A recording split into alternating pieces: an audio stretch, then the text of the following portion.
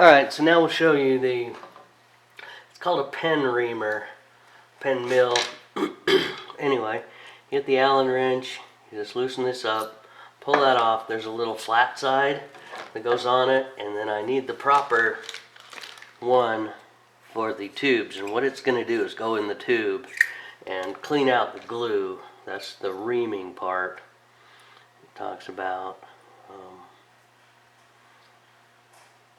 I have a couple of these. I have one that's carbide and one that's just high-speed steel, and this is the high-speed steel one. And of course I don't have the right Allen wrench with me today.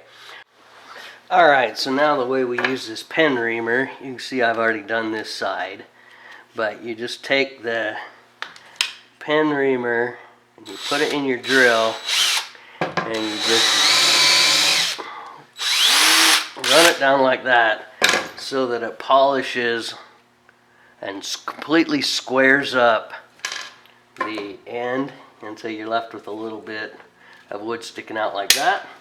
But that works super good, super quick, gets it ready to go on the lathe.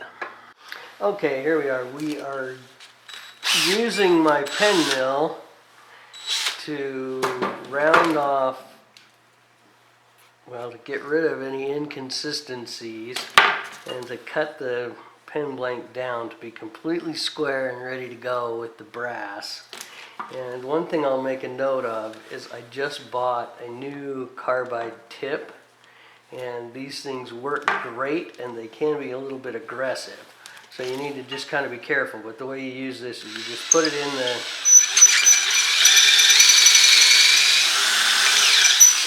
like that, and it grinds it down, and you can see it shined the brass up a little bit as well as getting the wood cut down.